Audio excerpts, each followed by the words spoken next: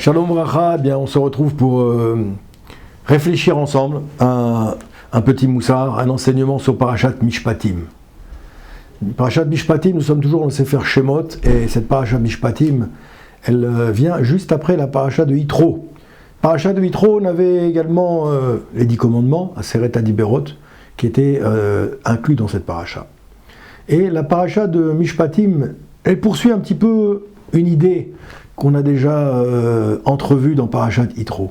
La Parashat Yitro vient nous montrer que ce qu'attend Akadosh Baruch Hu de nous, c'est ce que nous ayons une capacité à développer l'écoute. Comme c'était marqué Vaishma Yitro, Yitro a entendu. Vaishma Shomea, Shomea c'est écouter.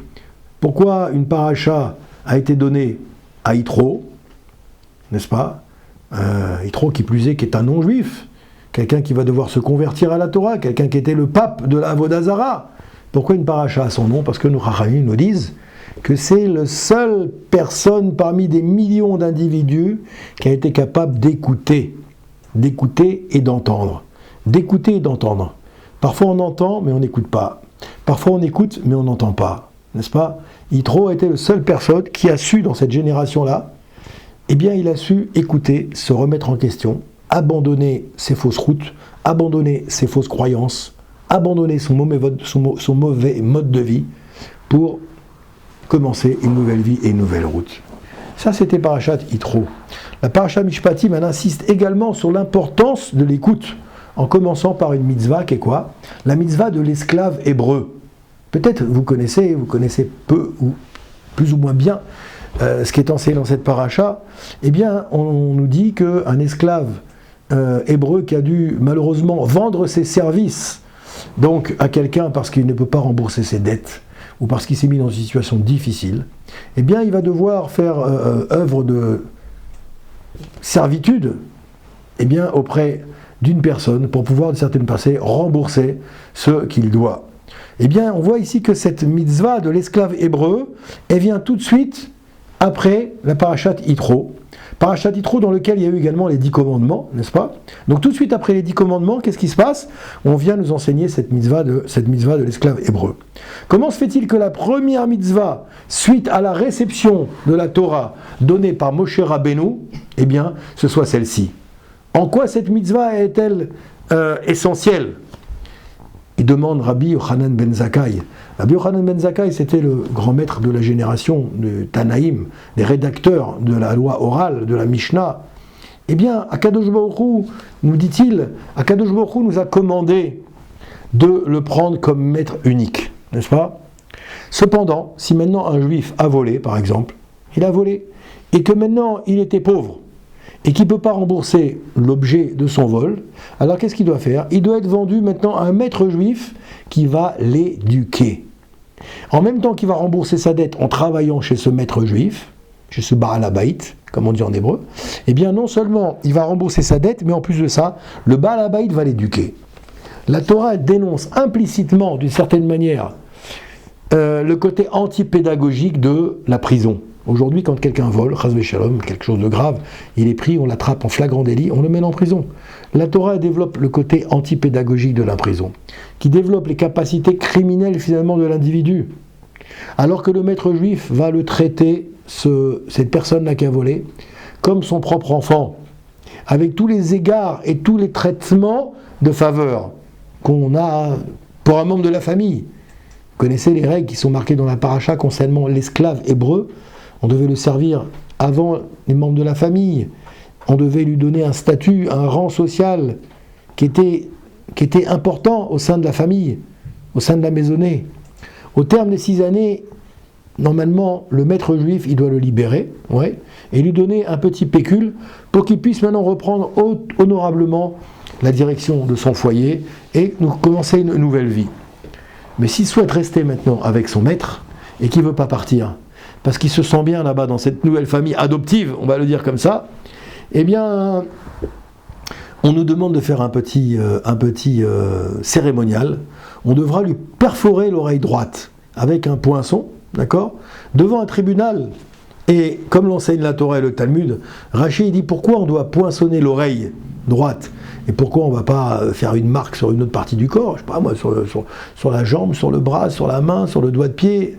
Pourquoi c'est l'oreille droite et pas une autre partie du corps? Rabbi Yochanan ben Zakkai, il dit que cette même oreille, c'est dans la référence, je vous le dis, c'est dans la Gemara Kiddushin à la page 22. Elle nous dit ici, cette même oreille qui a entendu les 10 commandements, c'est marqué l'otikzol, tu ne voleras pas. Puisqu'il a volé, et bien que cette même oreille qui a entendu de son oreille, c'est le cas de le dire, les 10 commandements, on doit poinçonner cette oreille-là. Et si c'est vendu lui-même que cette oreille, et c'est cette oreille qu'il a entendue, alors, il dit parce que c'est marqué, parce que c'est moi que les Bnei Israël, c'est à moi que les Bnei Israël sont des serviteurs. Et donc maintenant, puisqu'il s'est choisi un maître, alors cette oreille-là, il faut qu'elle soit maintenant poinçonnée.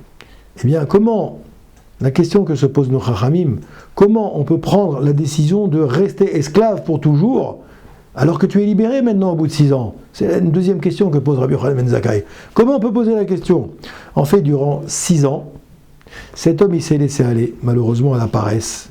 Et il s'est laissé guider par son Yetzer Hara. Il n'a pas compris que la tutelle de ce maître, elle n'était qu'une phase transitoire pour accéder à la liberté, pour le responsabiliser, afin maintenant que de lui-même qu'il puisse reprendre sa place dans la société. Et cette personne ne veut pas.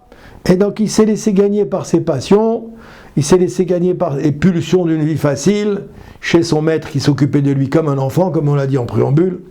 Il a eu accès à tous les biens de son maître, il a eu accès à tout le confort de son maître, il a eu accès à toute l'abondance de son maître, et il vit une vie sans responsabilité et sans aucune décision à prendre.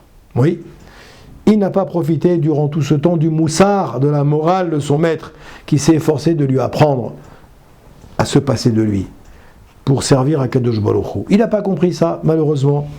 Il n'a pas utilisé son oreille pour écouter, comme on l'a dit au début. C'est la raison pour laquelle Akadosh Baruch Hu nous demande de lui poinçonner l'oreille. Pour terminer, on comprend maintenant l'enjeu extraordinaire de cette mitzvah et sa place centrale dans la Torah de l'esclave hébreu, puisqu'elle inspire le combat finalement de toute une vie. Ce combat, c'est l'abandon du confort.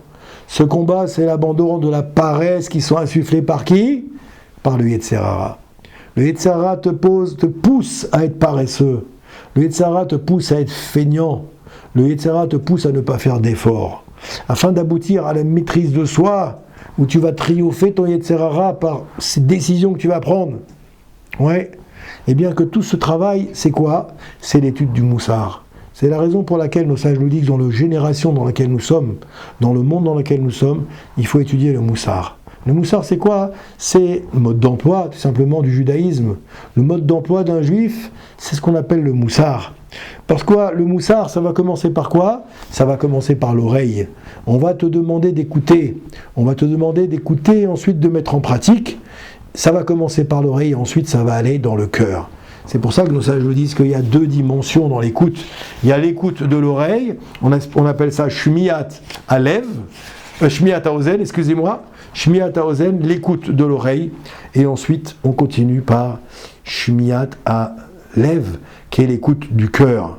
C'est ça. C'est ce que nous disent nos Chachamim. Le Yetzer Hara, il nous dit le Or HaChaim HaKadosh ici. Le Or HaChaim, il dit que le Yetzer Hara, l'homme, il marche derrière son Yetzer Hara. Derrière son Yetzer Hara. Le Yetzer Hara, ce mauvais penchant, c'est lui qui t'assujettit. C'est lui qui prend le contrôle de ton cœur. C'est lui qui t'empêche d'écouter. Il neutralise l'homme pour l'empêcher, malheureusement, de faire une teshuva éventuelle. Vous comprenez?